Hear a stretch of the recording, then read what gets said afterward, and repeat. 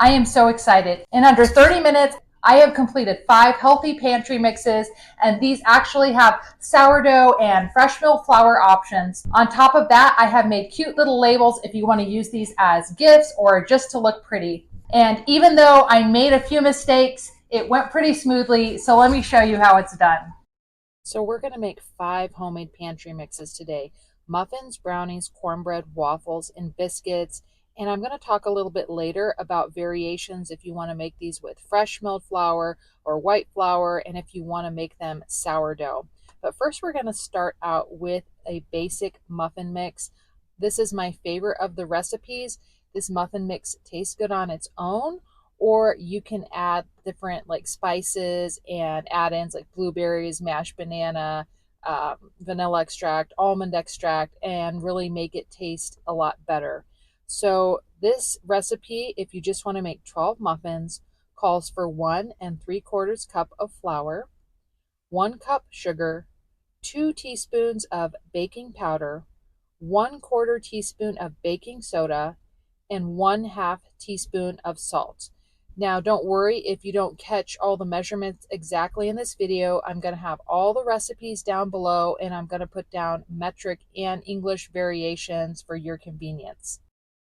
So a couple tips if you want to make all 5 of these recipes at once, and I really highly suggest you do because it's so quick and it really does save you so much time in the long run. But get all your ingredients out, and that's just going to be flour, sugar, baking soda, baking powder, salt, cornmeal, cocoa powder, and chocolate chips. And then, of course, you're going to want to have some type of storage container. If you're using white flour for some of them or all of them, a jar is just fine and you can keep it that way on your shelf. But if you're using fresh milled flour, you're going to want to have something that is easily storable, so plastic containers or a Ziploc baggie like I'm using here. Fresh milled flour stays good in the fridge for about 10 days, or at least it preserves its nutrients. And it preserves its nutrients in the freezer for about 30 days. Now, if you don't use it within 30 days, it's still going to be perfectly fine and much better than anything that you're going to get at the store. All right, so I am finishing up my muffins here. I quadrupled these. I used a scale to quadruple them. I find that's the easiest way. So that's my next tip, is to get a scale if you're going to do like really large batches of these recipes. That way you're sure that you're getting the right amounts. And then another good thing is to put a piece of wax paper under everything. That really helps with cleanup. And if you make a big spill, you can kind of funnel that wax paper into your container. Oh, and also, please label your bags or your jars right away, or put on the labels that I have that you can print down below. There have been times where I have forgotten to label them and had a few mix-ups, and it's been hard to decide what was what. I made some really interesting waffles with muffin mix once. All right, so here you're going to see me get in a little trouble with the sourdough discard brownies. But first, I want to say that all of these recipes either require or have a sourdough discard variation. So the muffins I just showed you, you can add a 1/2 cup of sourdough starter to them, and you can do the same with these brownies. Now, the ingredients for these brownies is 3/4 cup of flour, 1 1/4 cup of sugar, 1/2 cup of cocoa powder, a 1/2 teaspoon of salt, and an 1/8 teaspoon of baking soda. And a single batch of these brownies is going to make 12 brownies, and you're going to cook them at 350 in a 9x9 pan. Now, I want to say, I've seen in some groups people ask if you can add sourdough starter to something with baking soda and salt, and if it will ferment over a long period of time and add volume to your batter. And the answer to that question is no. Sourdough starter has to keep a certain level of acidity, and baking soda will make it more alkaline, so the bacteria won't grow, and salt can actually retard bacteria growth as well. So if you're doing these recipes, you're just going to be adding starter. It doesn't matter if it's fed or unfed, but it's going to give you that sourdough tang, and it's also going to make them more easily digestible. I find these recipes are really nice when I just have a lot of starter sitting around. I don't understand how some people can waste starter. I always have to use every bit of it. And if you don't happen to have starter and you have these mixes on hand, you can just do an equal weight or equal volume mix of flour and water. That's about the same consistency as starter. And for the muffins we just made, you could actually substitute pumpkin or banana or applesauce, maybe yogurt or sour cream, something to add a depth of flavor like that starter would do if you had that on hand. All right, back to these brownies. This is kind of painful to watch. It's really obvious that they're not going to fit in this quart jar, but I'm just trucking along, acting like they will instead of putting them in the bag and just, accepting the fact that I chose too small of a container. So yeah, don't try to fit a double patch in a quart jar. Something else I thought of that I should have done is if you were going to make all 5 of these recipes at once, I would do the brownies last because the cocoa powder tends to stick to your cooking utensils, your funnel, and then you're going to be getting little bits of cocoa powder into all your other recipes. These are so nice to just have sitting on your pantry shelf. I generally do keep these on my shelf. These are so great for like nights when my kids come home and they want to go out to some type of event. They're supposed to bring a snack. And instead of grabbing a mix from the store that's full of 20 different ingredients and preservatives that I don't even know how to pronounce, this is just sitting right there and they can whip it up and have it out of the oven in just a little over a half hour. All right, now I finally have room to add those chocolate chips. These just really give a nice, really chocolatey, I don't know, moist texture to these brownies.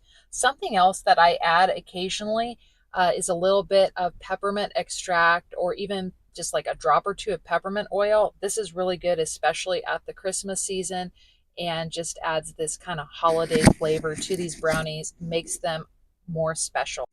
So we're going to move on to our next recipe, which is sourdough discard cornbread.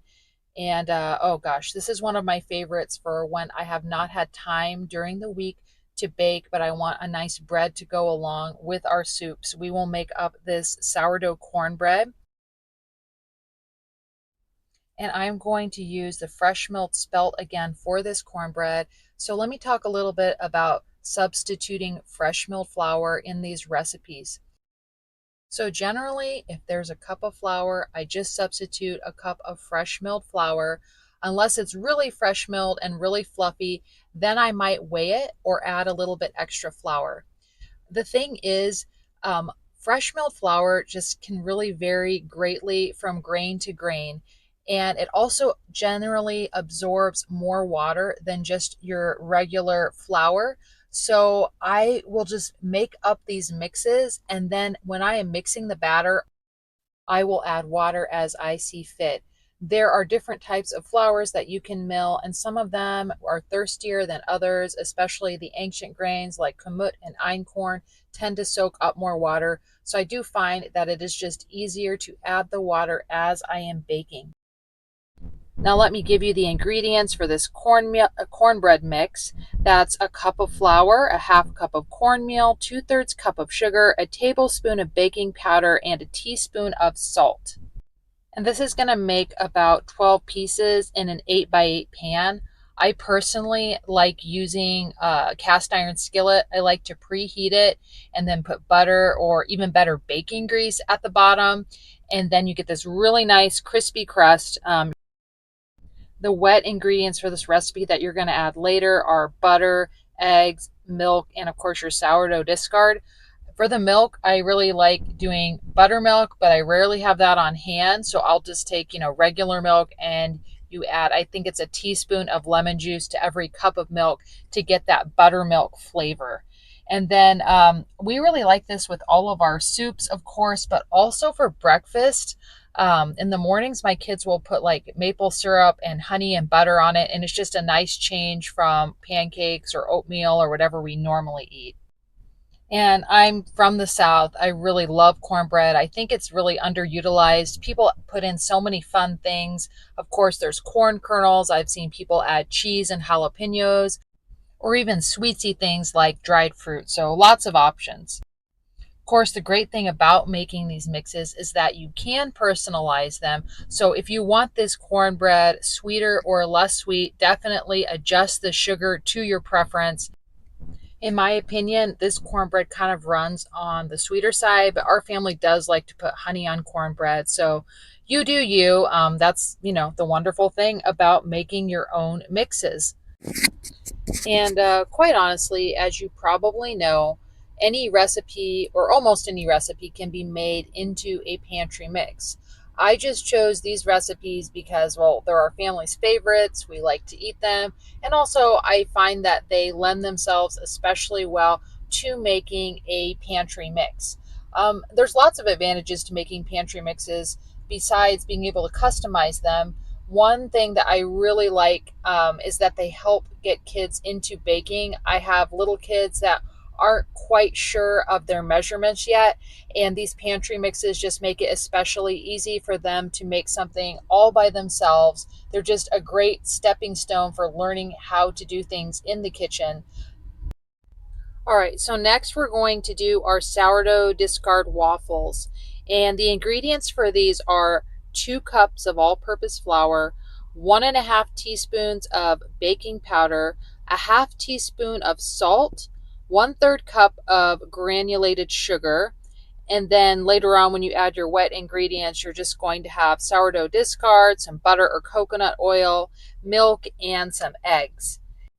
So we eat these for breakfast, of course, with syrup and breakfast dinner, but they're also really good to make sandwiches with. I mean, you could just use them like regular bread because of the egg in them. And I've seen some recipes where they add a cup of cheese to make them even more savory. And I think that looks so delicious.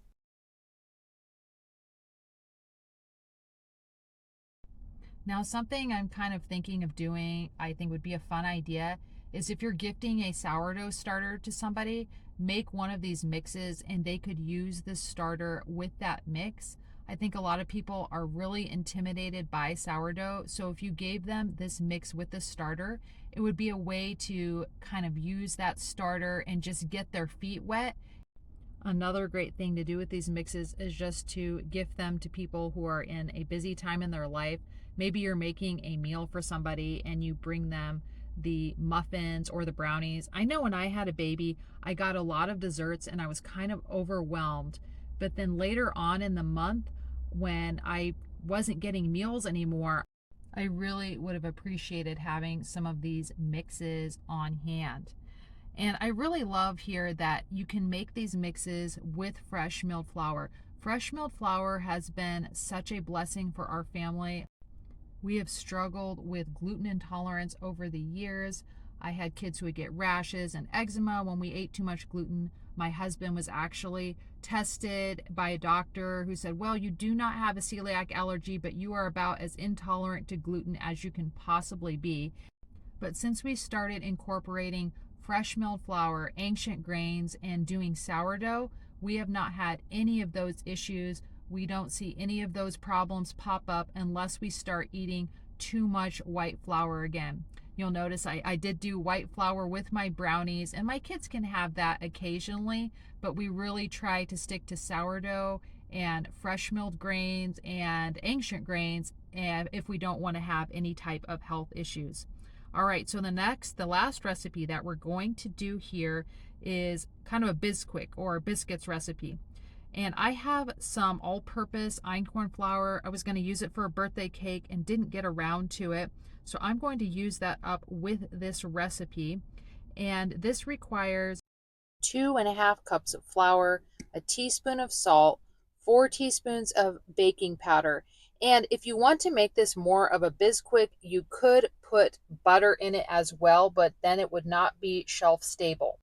But yeah, you could definitely take some butter or lard and then put this in the food processor. The butter would have to be cold, and then grind it all up and keep it in your fridge and just have one less step the next time that you wanted to make muffins. And if you're using fresh milled flour, yes, definitely go ahead and do this step. Otherwise, just grate that cold or frozen butter directly into the dry mix. I always grate my butter first, mix it with the flour, and then add the sourdough starter and wet ingredients afterwards. This just makes for a lot fluffier and nicely textured biscuit. Something else that I absolutely love using these biscuits for is as a type of crust for like pot pies, chicken pot pie, or even like a beef or shepherd's pie. I talk a lot about one dish meals in my last video and how they save you money, how they were a big component of those struggling in the Great Depression. I'll link that up above. But doing these biscuits as a topping, I find it a lot less fussy than working with a pie crust. It just goes a lot faster and I kind of enjoy the taste more, to tell you the truth. All right, so I'm funneling my biscuits into a jar here. Since I made these with an all-purpose flour, they are going to sit on the shelf. And as you can see, I'm doing things a bit messy here, so good thing I put that wax paper down. I can just kind of get all of that off into the jar pretty easily. Please let me know if you have any questions about anything that I've said in this video or any troubles with any of these recipes. I make videos about living a healthy life with my family on a budget, so please subscribe if that is something that interests you.